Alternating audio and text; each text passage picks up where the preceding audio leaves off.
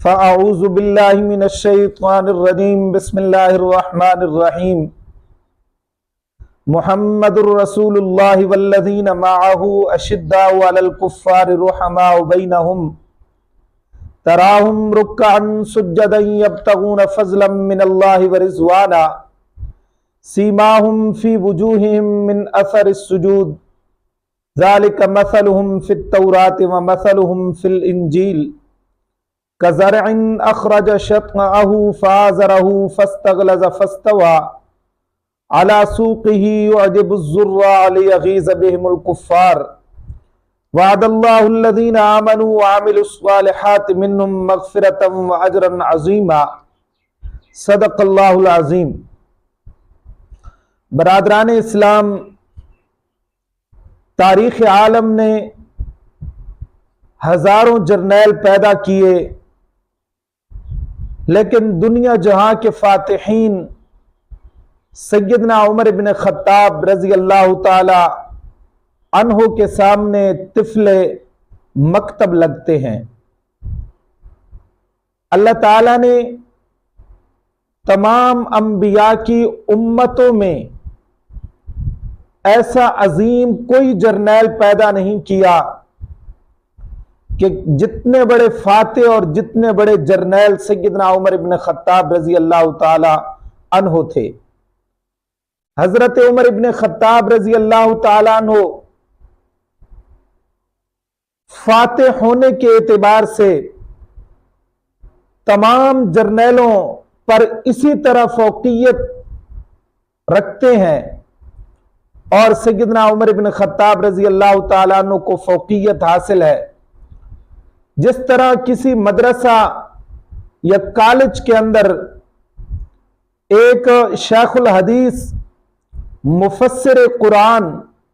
یا کسی پروفیسر کے سامنے 4-5 سال یا 7 سال کے بچے کو بٹھا دیا جائے تو جتنی اس ایک بچے کی اس پروفیسر اور اس شیخ الحدیث کے سامنے حیثیت ہوتی ہے، اس طرح انبیاء علیہ الصلوۃ والسلام کی امتوں کی جرنیلوں کی حیثیت سیدنا عمر بن خطاب رضی اللہ تعالیٰ عنہ کے سامنے ہے۔ ایسے عظیم فاتح اور جرنیل تھے حضرت عمر بن خطاب رضی اللہ تعالیٰ عنہ۔ دنیا کے اہل انصاف سیدنا عمر بن خطاب رضی اللہ تعالیٰ عنہ کی عدل پروری کو دیکھ کر جی کھول کر ان کی تعریف کرتے ہیں۔ سید عطا اللہ شاہ صاحب بخاری نور اللہ مرقدہ ایک جملہ فرمایا کرتے تھے کہ تمام اصحاب پیغمبر نبی پاک صلی اللہ تعالی علیہ وسلم کے جتنے بھی صحابہ اکرام رضوان اللہ تعالی علیہ مجمعین ہیں، وہ مرید پیغمبر ہیں، پیغمبر علیہ السلام کے مرید ہیں۔ واحد سیدنا عمر بن خطاب رضی اللہ تعالی عنہ ایسی شخصیت ہیں جو مراد پیغمبر ہے اور پیغمبر علیہ السلام کی مراد ہے۔ ایک عالم دین کا جملہ ہے کہ عمر ابن خطاب پیغمبر اسلام کے لیے عطائے خداوندی ہیں، اللہ تبارک و تعالیٰ کے نبی کے لیے اللہ کی عطا ہیں حضرت عمر ابن خطاب رضی اللہ تعالیٰ عنہ۔ جہاں پیغمبر اسلام کو نبوت سے پہلے صادق و امین کہا جاتا تھا، اعلان نبوت کے بعد امام الانبیاء صلی اللہ تعالی علیہ وسلم کو نعوذ باللہ من ذالک ساحر، کذاب، شاعر، کاہن، مجنون، نہ جانے کیا کیا کہا گیا پیغمبر علیہ السلام کو۔ اہل مکہ کے جبر و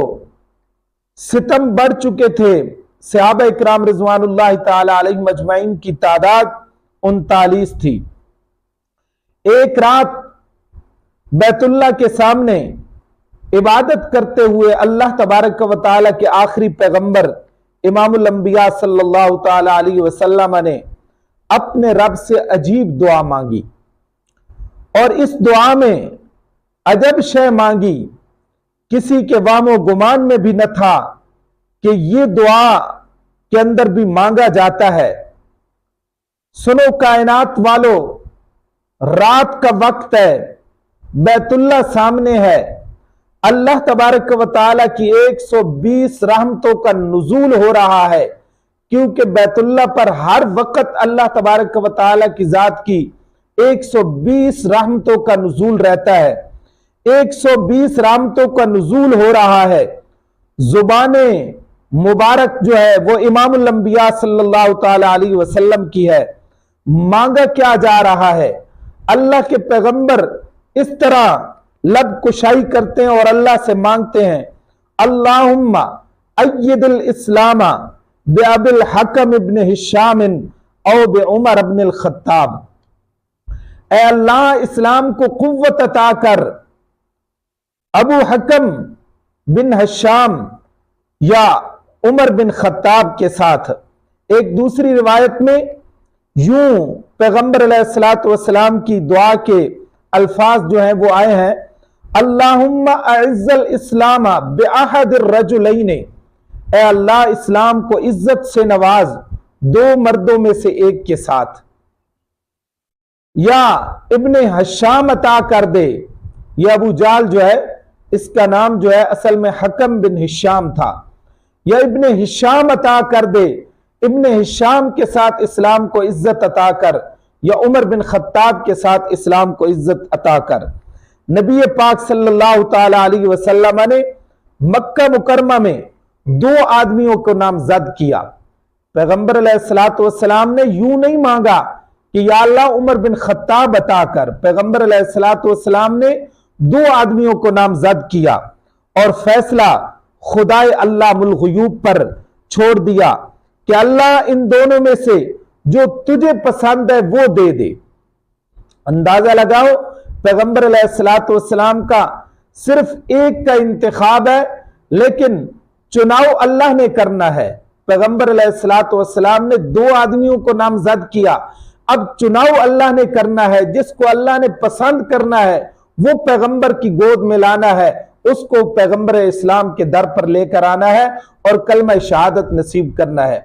اب آگے حضرت عمر بن خطاب رضی اللہ تعالی عنہ کے اسلام لانے کا واقعہ، کہ کس طرح عمر بن خطاب رضی اللہ تعالیٰ عنہ اسلام لے کر آئے، اور پھر حضرت عمر بن خطاب رضی اللہ تعالیٰ عنہ نے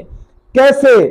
عجیب و غریب زندگی گزاری اسلام لانے کے بعد، اور کیسے عمر بن خطاب رضی اللہ تعالیٰ عنہ کی شہادت ہوئی، انشاءاللہ یہ دوسرے سبق میں بیان کیا جائے گا۔ تو پیغمبر نے نامزد کیا دو آدمیوں کو، ان دونوں میں سے یا اللہ ایک عطا کر دے، اور اللہ تبارک و تعالی نے انتخاب کیا عمر بن خطاب رضی اللہ تعالی عنہ کا۔ تو معلوم ہوا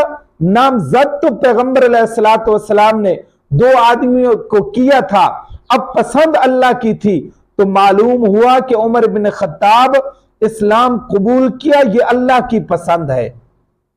اللہ تعالی ہمیں حضرت عمر بن خطاب رضی اللہ تعالیٰ عنہ کے